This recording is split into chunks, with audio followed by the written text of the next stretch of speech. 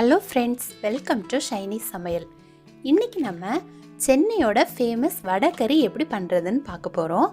நம்ம இட்லிக்கு சாம்பார் குருமா தான் செய்து பார்த்துருப்போம். ஆனால் இந்த வடைக்கறி இட்லி தோசைக்கு ரொம்ப சூப்பரான ஒரு காம்பினேஷன். இதை நம்ம வீட்டில் ரொம்ப டேஸ்ட்டாக எப்படி பண்ணுறதுன்னு தான் பார்க்க போகிறோம். வாங்க வீடியோக்குள்ளே போகலாம். வீடியோக்குள்ளே போக முன்னாடி நம்ம சேனலை சப்ஸ்கிரைப் பண்ணி சப்போர்ட் பண்ண எல்லாருக்கும் நன்றி. சப்ஸ்கிரைப் பண்ணாதவங்க மறக்காமல் சப்ஸ்கிரைப் பண்ணிக்கோங்க. பக்கத்தில் இருக்க பெல் பட்டனையும் கிளிக் பண்ணிக்கோங்க.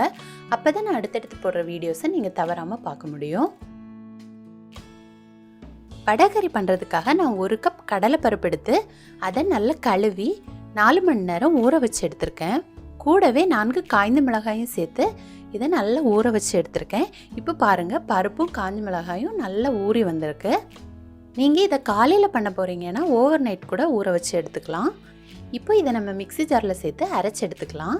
இந்த பருப்பு கூடவே நம்ம ஊற வச்ச காய்ந்த மிளகாயும் 1 டீஸ்பூன் பெருஞ்சீரகமும் கூடவே அரை டீஸ்பூன் பெருங்காயத்தூள், தேவையான அளவு உப்பு சேர்த்து இதை கொஞ்சம் கொரப்பாக அரைச்சி எடுத்துக்கணும். இதில் நம்ம 2 டேபிள் ஸ்பூன் அளவு பருப்பு எடுத்து தனியாக வச்சுக்கலாம். நம்ம அரைச்சதுக்கப்புறம் சேர்த்து மிக்ஸ் பண்ணிக்கலாம். அப்போ நம்ம வடைக்கறியில் சேர்க்கும்போது ரொம்ப டேஸ்ட்டாக இருக்கும். இப்போ பாருங்கள், இந்த மாதிரி கொஞ்சம் கொரப்பாக இருக்கிற மாதிரி நம்ம அரைச்சி எடுத்துக்கணும்.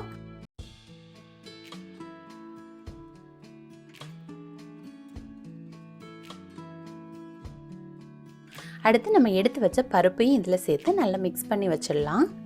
இது அப்படியே இருக்கட்டும். நம்ம இதை எண்ணெயில் போட்டு பொரிச்சு எடுக்க போகிறதில்ல, தோசைக்கல்லில் போட்டு நல்லா சுட்டு எடுத்துக்க போகிறோம்.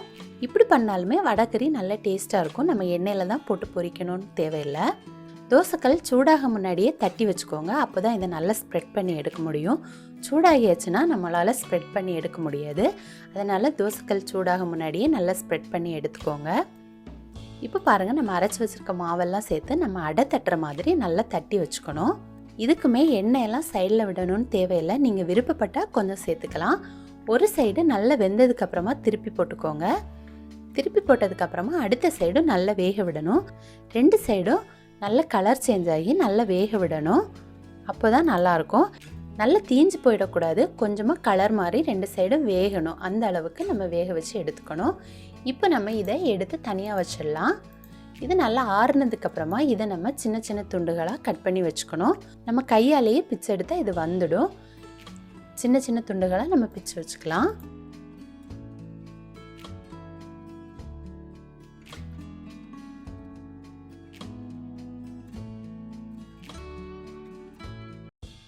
அடுத்து ஒரு கடாயை எடுத்து அதில் 1 டேபிள் ஸ்பூன் அளவு எண்ணெய் சேர்த்துக்கணும். நம்ம எண்ணெய் இதுவரை சேர்க்கல, அதனால் குழம்புக்கு கொஞ்சம் அதிகமாக எண்ணெய் சேர்த்தா நல்லாயிருக்கும். கூடவே ஒரு சின்ன துண்டு பட்டை, ஒரு அன்னாசி பூ, ஒரு பிரியாணி இலை, அரை டீஸ்பூன் அளவு சோம்பு, கூடவே நான் 2 பெரிய வெங்காயம் எடுத்து இந்த மாதிரி சின்னதாக கட் பண்ணி வச்சுருக்கேன். இதையும் சேர்த்துக்கலாம். உங்களுக்கு விருப்பம் இருந்தால் நீங்கள் கொஞ்சம் முந்திரி பருப்பு கூட இந்த எண்ணெயில் சேர்த்து வதக்கிக்கலாம். ரொம்ப நல்லாயிருக்கும். என்கிட்ட இல்லை, அதான் நான் சேர்த்துக்கல. கூடவே ஒரு கொத்து கருவேப்பிலை, 2 பச்சை மிளகாய், இந்த வெங்காயம் வதங்கிறதுக்கு தேவையான அளவு உப்பு சேர்த்து இதை நல்லா வதக்கி எடுத்துக்கலாம். கூடவே நான் இஞ்சி பூண்டு புதினா சேர்த்து இந்த மாதிரி தட்டி வச்சுருக்கேன். 1 டேபிள் ஸ்பூன் அளவு இஞ்சி பூண்டு புதினா பேஸ்ட் சேர்த்துக்கலாம். இப்போ இதையும் சேர்த்து நல்லா வதக்கி எடுத்துக்கணும். இதெல்லாம் நல்லா வதங்கி வந்ததுக்கப்புறமா 1/4 டீஸ்பூன் மஞ்சள் தூள், 1 டீஸ்பூன் மல்லித்தூள், 1 டீஸ்பூன் மிளகாய் தூள் சேர்த்துக்கணும். நம்ம மிளகாய் வடை அரைக்கும் போது சேர்த்துருக்கோம், அதனால் கம்மியாக மிளகாய் பொடி சேர்த்தா போதும். மசாலாவோட பச்சை வாசனை போகிறது வரைக்கும் நல்லா வதக்கி எடுத்துக்கணும். அடுத்து 2 பெரிய தக்காளி எடுத்து இந்த மாதிரி கட் பண்ணி வச்சுருக்கேன். இதையும் சேர்த்து நல்லா வதக்கி எடுத்துக்கலாம்.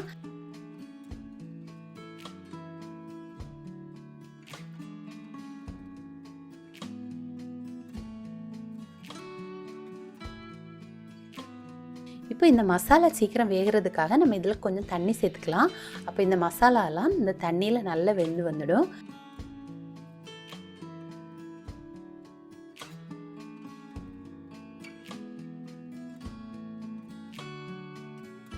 இப்போ பாருங்கள், மசாலாவுமே நல்லா வதங்கி வந்திருக்கு.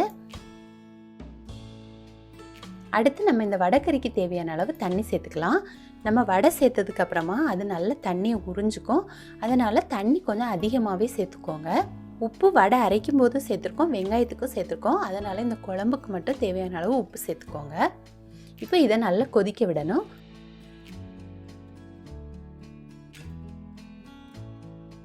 கொதிச்சதுக்கு அப்புறமா நம்ம சின்ன சின்னதாக பிச்சு வச்சுருக்க வடையை இதில் சேர்த்துக்கலாம்.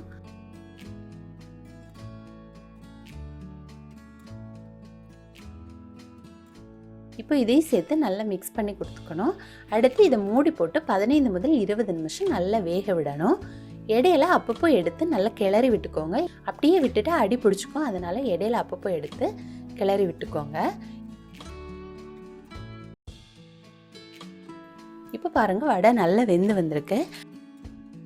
அடுத்து நான் 1 டீஸ்பூன் அளவு ஜீரகம் மற்றும் சோம்பு பொடி சேர்த்துருக்கேன். கூடவே 1 டேபிள் ஸ்பூன் அளவு புதினா, 1 டேபிள் ஸ்பூன் அளவு கொத்தமல்லி தழை சேர்த்துருக்கேன். இந்த புதினா நீங்கள் கொஞ்சம் கூட வேணும்னாலும் சேர்த்துக்கலாம். இந்த புதினா சேர்க்கும்போது அதோட மனம் இந்த வடைக்கறிக்கு ரொம்ப சூப்பராக இருக்கும். அதனால் புதினா மணத்துக்கு ஏற்ற மாதிரி நீங்கள் சேர்த்துக்கோங்க. இப்போ இதெல்லாம் நல்லா மிக்ஸ் பண்ணி விட்டுக்கணும். இப்போ நம்ம சேர்த்த வடை நல்லா கலங்கி வரல. அதனால் ஒரு மத்து எடுத்து இதை நல்லா மேஷ் பண்ணி எடுத்துக்கலாம். உங்களுக்கு கிரேவி என்ன கன்சிஸ்டன்சியில் வேணுமோ நீங்கள் அந்த அளவுக்கு இதை நல்லா கடைஞ்சி எடுத்துக்கோங்க. அப்போ நல்ல டேஸ்ட்டாக இருக்கும். இப்போ பாருங்கள் கடைஞ்சி எடுத்தாச்சு. கிரேவியும் நல்ல திக்காக வந்திருக்கு. இந்த ஸ்டேஜில் நம்ம எடுத்துடலாம். இதை விட திக்காயிடுச்சுன்னா அது ஆறும்போது நல்ல திக்காகிடும். அதனால் இந்த கன்சிஸ்டன்சியில் நம்ம எடுத்துடலாம்.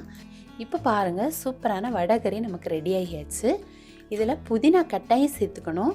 அந்த புதினாவோட மணமும் சோம்போட மணமும் இந்த வடைக்கறிக்கு ரொம்ப ஒரு டேஸ்ட் கொடுக்கும்.